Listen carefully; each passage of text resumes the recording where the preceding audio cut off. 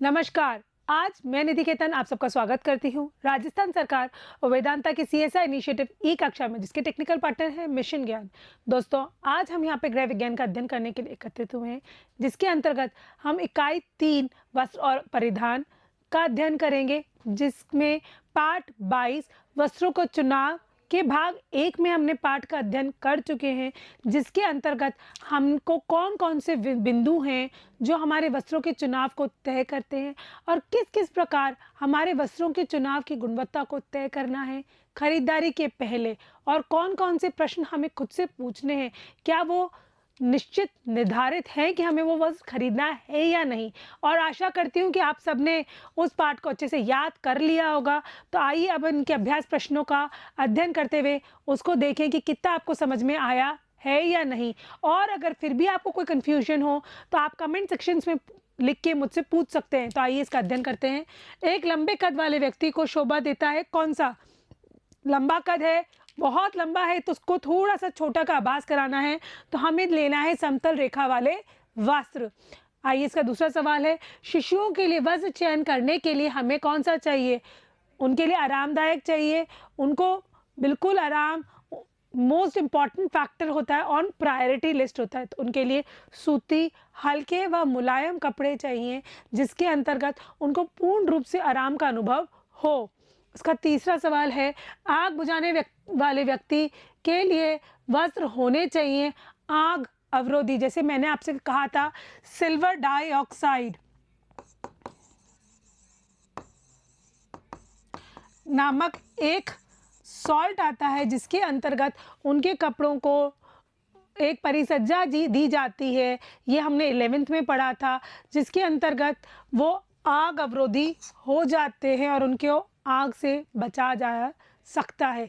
इसकी दूसरा बिंदु है, दुख एवं शोक के समय वस्त्र होने चाहिए सफ़ेद या हल्के रंग के, क्योंकि ये अवसर तय करता है कि हमको किस प्रकार के वस्त्रों का चयन करना चाहिए। फिर आपका है, वस्त्रों की खरीदारी करते समय जानना आवश्यक है वस्त्र की मात्रा, कि हमको कितना मीटर कपड़ा है, कौन सा कितना चीज़ खरीदनी है, उनकी गुणवत्ता कि जितना पैसा दे रहे हैं उस हिसाब से वो कपड़ा है भी या नहीं। कीमत के बिना तो कुछ भी तय नहीं होता। उपर्युक्त तीनों, तो हमें ये तीनों ही तय करनी होती है खरीदारी के पहले कि हमें किस प्रकार उसका चयन करना चाहिए। आइए रिक्त स्थान की पूर्ति करें।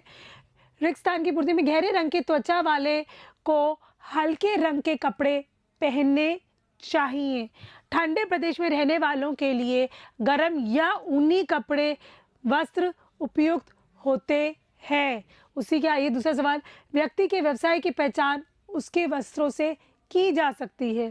फैशन का सबसे अधिक प्रभाव किशोर या आपकी उम्र वाले को अत्यधिक होता है, और वही बताते हैं कि आज का इन ट्रेंड फैशन कौन सा चल रहा है।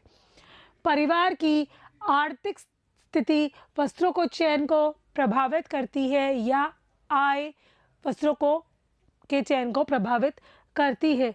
वस्त्र पर लगे लेबल को देखकर वस्त्र के बारे में जानकारी प्राप्त की जा सकती है कि कौन सा वस्त्र की क्या क्वालिटी है, उसमें कौन कौन से तंतु किस प्रपोर्शन में मिले हुए हैं, उनकी केयर क्या है, उनकी कॉस्ट जो बताई जा रही है उतनी है भी या नहीं।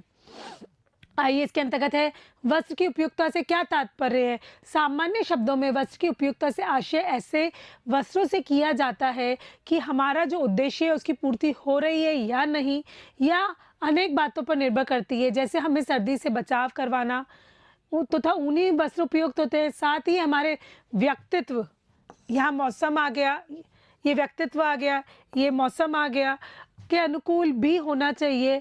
इसी प्रकार वस्त्र की उपयुक्तता अनेक कारकों पर निर्भर करती है। इनमें व्यक्तित्व, उम्र, जलवायु, व्यवसाय, अवसर, फैशन, लिंग आदि मुख्य है। ये आपको सवाल के मार्क्स पर तय करता है कि हमको कितने मार्क्स के अनुसार उसको एक्सप्लेन करना है। ये जो सवाल है, ये शॉर्ट आंसर है, ये आपका 2 मार्क्स का आता है, तो आपको इतना ही लिखना है। और यही अगर आपका 3 या 4 मार्क्स का आता है, तो ये आपने जो बिंदु लिखे हैं इनको भी आपको एक्सप्लेन करना होगा। तो एग्ज़ाम्स में आपकी मार्किंग स्कीम तय करेगी कि आपको आंसर को कितना एलैबोरेट करना है। ठीक है, वस्त्रों का चयन स्थान विशेष एवं जलवायु के अनुकूल होना चाहिए। क्यों? स्थान विशेष एवं जलवायु तय करती है कि किस प्रकार के वस्त्र हमें धारण करने हैं और किस प्रकार के वस्त्रों का चयन करना है। ठंडे प्रदेश या प्रांत वाली जगह हम सूती कपड़े पहनकर नहीं चला सकते, उस जगह हमें गर्म कपड़े पहनने अत्यधिक आवश्यक है, तो हम वहाँ पे गर्म और ऊनी कपड़े ही खरीदेंगे।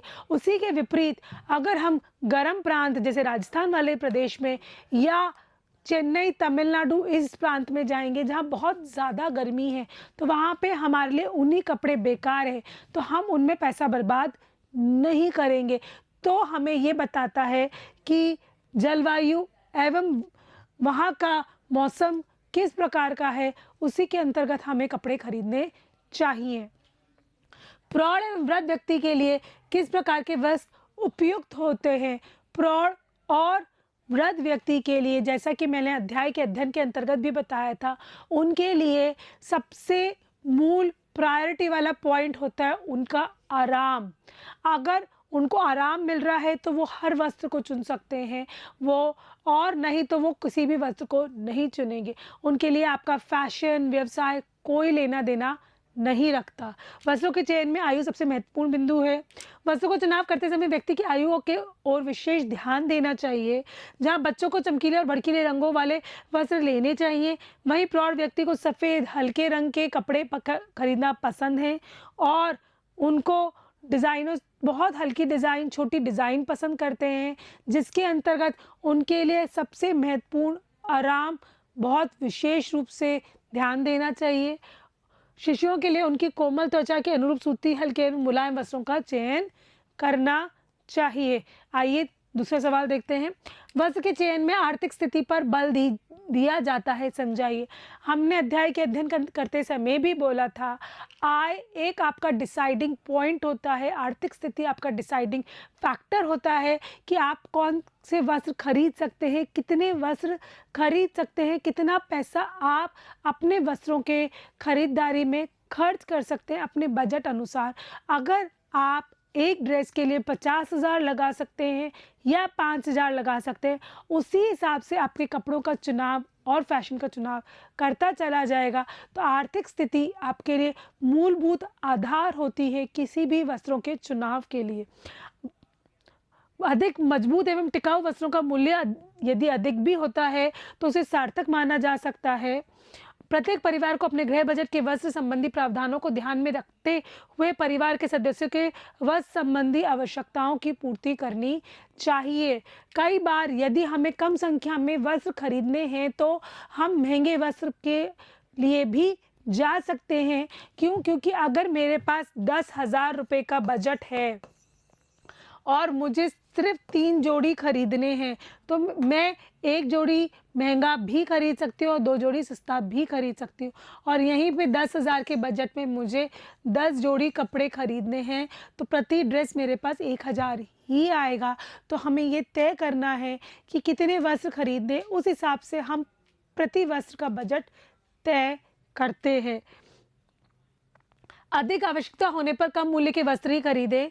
यदि हम बुद्धिमत्ता, पूर्ण विवेक और सूझबूझ से मूल्य के उतार चढ़ाव को ध्यान में रखते हुए वस्त्र का चयन करें तो हम कम धन खर्च करके भी बढ़िया वस्त्रों का खरीद कर सकते हैं, उनका उपयोग कर सकते हैं।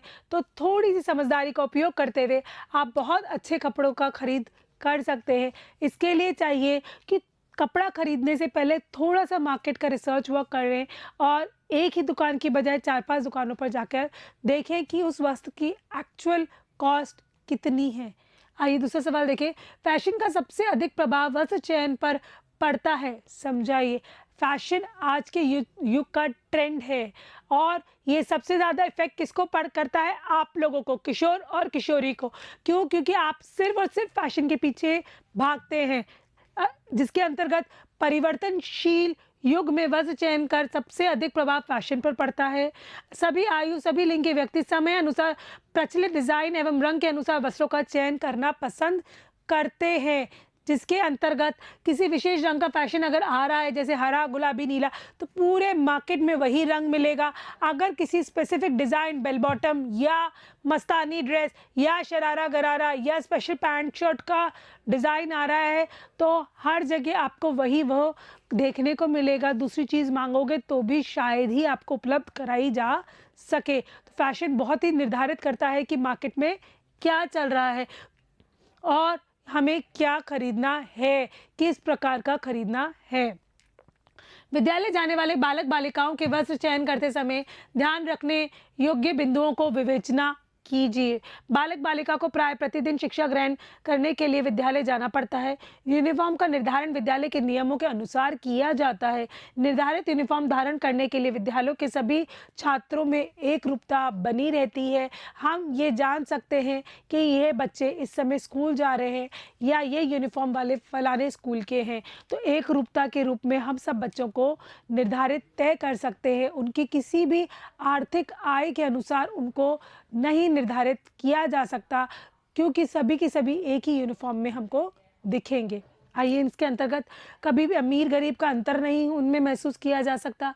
अतः विद्यालय जाने वाले बालकों को सदैव यूनिफॉर्म में ही विद्यालय जाना चाहिए। यदि बालक को यूनिफॉर्म निर्धारित ना हो तो उस स्थिति में आशंका रहती है कि कुछ गरीब बच्चों के संग हीन भावना का व्यवहार हो सकता है। तो ऐसा ना हो। यूनिफॉर्म खरीदते समय ध्यान रखने योग्य बातें। विद्यालय जाने वाले बालक बालिकाओं को यूनिफॉर्म सही और अच्छी फिटिंग वाली होनी चाहिए, बहुत ढीली ढाली नहीं होनी चाहिए। ऐसे वस्त्रों का चुनाव करें जिसमें सलवटें कम पड़े, क्योंकि बच्चे मस्ती करेंगे, खेलेंगे कूदेंगे और फटफट सलवटें पड़ गई तो वो ड्रेस बहुत गंदी लगेगी। वस्त्र सिकुड़ने वाला ना हो, क्योंकि वो ड्रेस रोज धुलती है, और अगर सिकुड़ने वाला होगा तो 40 इंची वाला 36 इंच का हो जाएगा। उसका रखरखाव आसान होना चाहिए। वस्त्र धोने से सरल हो तथा उसके रंग पक्के होने चाहिए, नहीं तो रोज रोज धोते धोते हल्का हो जाएगा और हर छठे महीने आपको नई ड्रेस खरीदनी पड़ सकती है। तो इन बिंदुओं का ध्यान रखते हुए आप यूनिफॉर्म का खरीद फरोख्त कर सकते हैं। आइए इसके दूसरा बिंदु देखें। वस्त्रों की गुणवत्ता उसकी कीमत को प्रभावित करती है। स्पष्ट कीजिए, जितना अच्छा कपड़ा होगा उसकी कीमत उतनी ही ज़्यादा होगी। तो गुणवत्ता आपकी कीमत को तय करती है, या इसके विपरीत कहें कि जितनी कीमत वाला होगा उतना ही गुणवत्ता वाला कपड़ा होगा। लेकिन ये आपको तय करना है कि जो कीमत दे रहे हैं उतनी गुणवत्ता वो रखता भी है या नहीं। वस्त्र की गुणवत्ता और वस्त्र की खरीद में प्रत्यक्ष संबंध है। कीमत की वृद्धि से गुणवत्ता में भी वृद्धि होती है। जैसे जैसे हम महंगे और उत्तम वस्त्र देखेंगे उनकी गुणवत्ता भी अच्छी होती जाएगी। जो कपड़े अधिक दिन तक चलते हैं वो प्राय महंगे भी होते हैं। इसके विपरीत शीघ्र फटने वाले वस्त्र सस्ते होते हैं। अतः वस्त्र की गुणवत्ता को ध्यान में रखते हुए सस्ते वस्त्रों की बजाय महंगे वस्त्र खरीदने चाहिए। जैसे कि एक बहुत ही फेमस मुहावरा है, सस्ता रोए बार बार, महंगा रोए एक बार। तो आप 4 सस्तों की बजाय एक महंगा खरीद लेंगे तो वो बल्कि 4 सस्तों से ज़्यादा लंबे समय तक चलेगा और ज़्यादा सुंदर लगेगा और ज़्यादा अच्छा आपके व्यक्तित्व पे निखार लेके आएगा। इसके बाद है दूसरा सवाल, वस्त्र खरीदते समय किन किन प्रश्नों का विश्लेषण करना चाहिए, जो कि हमने अध्याय के अध्ययन के आखिरी भाग में उनका विश्लेषण किया था। आइए दोबारा देखते हैं। वस्त्र या परिधान का क्या वास्तव में ज़रूरत है कि हम खरीदने जा रहे हैं? क्या ये आवश्यक, उपयोगी और उपयुक्त है मेरे लिए? क्या ये विभिन्न अवसरों पर या काम आएगा या सिर्फ केवल एक ही अवसर के लिए उपयोगी होगा? क्या ये मेरे आय या बजट के अनुसार है कि नहीं है? कितने समय चलेगा या फैशन के अनुरूप ये एक बार में काम में आके बेकार हो जाएगा? क्या ये मेरी शारीरिक संरचना के अनुरूप है या नहीं? क्या इसका रखरखाव मेरे लिए आसान है या नहीं? कहीं ऐसा तो नहीं कि पहले से रखे परिधानों से मिलता जुलता हो, रंग मिलता जुलता हो और खरीदने के बाद मैं दोनों को सामने रखूं और कहूं ये तो अरे पुराना जैसा ही लग रहा है। इन सवालों का विश्लेषण अत्यधिक आवश्यक है किसी भी खरीदारी करने के पहले। आइए दूसरा सवाल देखें। वस्त्रों की खरीदारी करते समय किन किन बिंदुओं का ध्यान रखना चाहिए, विस्तार से समझाइए। या वस्त्रों का चयन करते समय किन किन बिंदुओं को ध्यान में रखेंगे, विस्तार से लिखिए। दोस्तों, ये 2019 में सवाल माध्यमिक शिक्षा बोर्ड में पूछा जा चुका है, तो इसका अध्ययन ध्यान से करें। आइए इसका जवाब देखते हैं। वस्त्रों की खरीदारी करते समय निम्न बिंदुओं का ध्यान रखना चाहिए।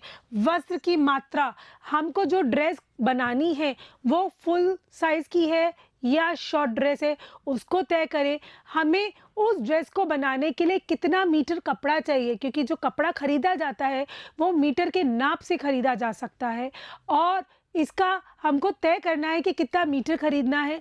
फिर विभिन्न प्रकार के वस्त्रों का अर्थ भिन्न-भिन्न होता है। कुछ वस्त्रों का अर्थ 36 इंची होता है, कुछ वस्त्रों का अर्थ 39 इंची होता है। मानवकृत जो रेशे होते हैं या कपड़े होते हैं, उनका अर्थ 35 इंची से लेके 72 इंची तक होता है। तो हमें ये तय कर लें कि कौन-सी अर्ज का कपड़ा खरीद रहे हैं, कितना मीटर चाहिए, और अगर ज़्यादा अर्ज वाला है तो कम मीटर भी चल सकता है। तो हमको वस्त्र की मात्रा तय करनी है कि कितना कपड़ा हमें खरीदना है। दोस्तों, मैं यहाँ पे बिंदु डिस्कस कर रही हूँ, उसको आपको और डिटेलिंग में लिखना है। वस्त्र की कीमत, हमें यहाँ तय करना है कि वस्त्र की कीमत क्या है, प्रति मीटर उस कपड़े की क्या कीमत बताई गई है। जो कीमत बताई गई है उस कीमत के हिसाब से वो गुणवत्ता वाला है कि नहीं है।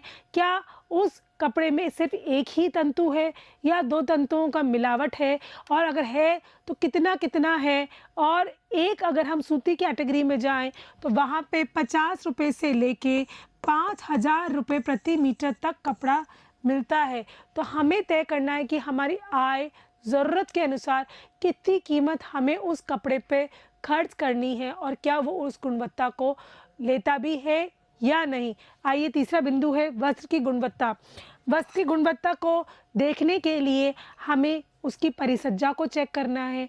हमें उसको थोड़ा-सा खींच के देखना है कि कहीं से वो कमज़ोर तो नहीं है। उसकी डिज़ाइन को देखना है कि सब तरफ पूर्ण रूप से वो डिज़ाइन उकेरी गई है या नहीं, कहीं से उसका कोई रेशा खिंचावा तो नहीं है, कहीं उसमें कहीं खाप तो नहीं है। इन सब बिंदुओं को देखते हुए उसकी गुणवत्ता तय करनी है कि जितनी कीमत हमें उनसे मांगी गई है उस गुणवत्ता को वो रखता भी है या नहीं। इन सभी बिंदुओं का ध्यान रखना है, जिसके अंतर्गत आता है कि किस प्रकार हमको वस्त्रों का चयन करना है और खरीदारी करनी है। आइए दूसरा सवाल देखते हैं। वस्त्रों का चुनाव विषय पर निबंध लिखिए।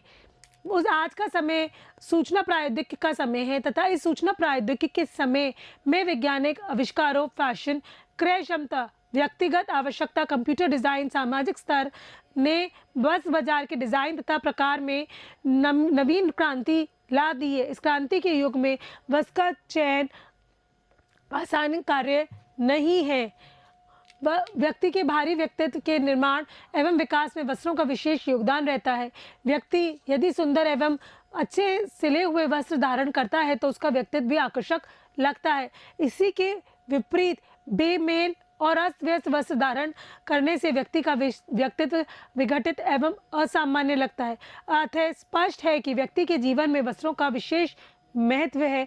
इसलिए वस्त्र को खरीदते समय वस्त्रों का चयन सोच समझकर रखना और करना चाहिए, जिसके अंतर्गत हमें विभिन्न बिंदुओं का अध्ययन करते हुए उनको एक्सप्लेन करना है। यहाँ पे मैं आपको एक्सप्लेन कर रही हूँ, और नोटबुक में लिख के आप खुद उसका विश्लेषण करेंगे, लिखेंगे। सामान्यतः वस्त्रों का चयन करते समय निम्न बिंदुओं का अध्ययन करना चाहिए। व्यक्तित्व, आपके व्यक्तित्व के अनुसार आपके कपड़ों का चयन होना चाहिए। आपके त्वचा का रंग, आपका कद काठी, आपकी शारीरिक संरचना, ये सब तय करती है कि किस प्रकार का व्यक्तित्व आप प्रदर्शित कर रहे हैं और किस प्रकार का कपड़ा खरीद रहे हैं। कौन से स्वभाव के आप धनी हैं, ये भी आपका व्यक्तित्व ही बताता है कि किस प्रकार के आपको वस्त्रों का चयन किया जाना चाहिए। फिर आती है उम्र या आयु। उम्र आपकी बताती है कि किस प्रकार के वस्त्रों का आप चयन कर रहे हैं। जितने छोटे बच्चे होते हैं वो उतने ही चटकीले, तड़कीले, भड़कीले रंग पहनना पसंद करते हैं, उतने ही नई से नई डिज़ाइन पहनना पसंद करते हैं। जैसे किशोर किशोरी फैशन के अनुरूप ही कपड़े पहनना पसंद करेंगे, वहीं पे वयस्क टिकाऊ कपड़े पहनना पसंद करेंगे। वृद्ध व्यक्ति आरामदायक कपड़े पहनना पसंद करेंगे। उनकी डिज़ाइन छोटी होनी चाहिए, हल्के रंग की होनी चाहिए। तो ये आपका उम्र तय करता है कि किस अनुसार के कपड़े आप पहनना पसंद करते हैं। जलवायु एवं मौसम, उसके अंतर्गत है गर्म प्रदेश या गर्म मौसम या ठंडा प्रदेश या सर्द मौसम। पूरे देश में एक जैसा मौसम नहीं है। कहा जाता है हर 10 कोस में बोली बदलती है और हर 20 कोस में मौसम बदलता चला जाता है। तो जिस प्रांत या जिस जगह आप रह रहे हैं वहाँ पे मुख्यतः कौन सा मौसम पाया जाता है, उसी के अंतर्गत आप वस्त्रों का चयन करके खरीदारी करें।